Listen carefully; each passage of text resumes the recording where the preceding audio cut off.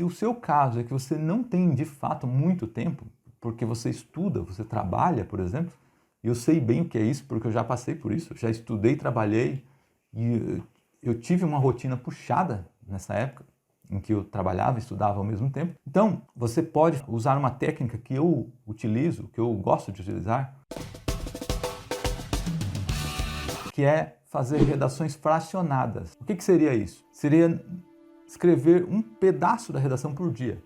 Um pedaço. Essa é uma técnica interessante para você estar sempre escrevendo. Sempre. Por quê? Porque além de você não precisar de muito tempo para isso, você pode, por exemplo, escrever um parágrafo por dia. Você ainda se mantém escrevendo todo dia.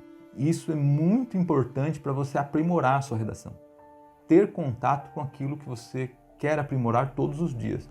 Se você quer ficar mestre em alguma coisa, faça todos os santos dias da sua vida. Faça aquela atividade todos os santos dias da sua vida.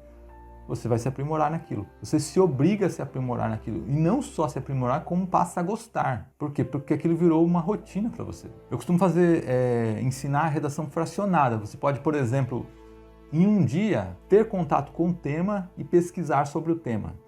No segundo dia, escrever a introdução. Então, no primeiro dia, você tem contato com o tema e planeja a redação. No segundo dia, você escreve a introdução. No terceiro dia, você escreve o primeiro parágrafo de desenvolvimento. No quarto dia, você escreve o segundo parágrafo de desenvolvimento. No quinto dia, você escreve, se a sua redação for ter mais um parágrafo de desenvolvimento, escreve esse outro parágrafo de desenvolvimento.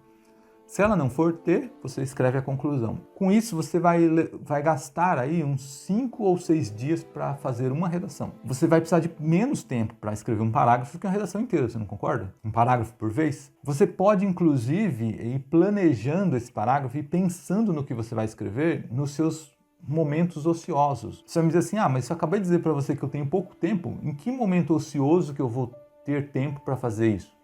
Se eu não tenho tempo. É claro que você tem momentos ociosos enquanto você está fazendo outras atividades. Por exemplo, se você trabalha, você tem por acaso a hora de almoço. Nessa hora de almoço, você pode estar pensando, você levar ali o planejamento da redação que você fez, você está pensando no que você vai escrever naquele parágrafo do dia. Enquanto você se desloca nas conduções, você pode ir pensando naquilo que você vai escrever.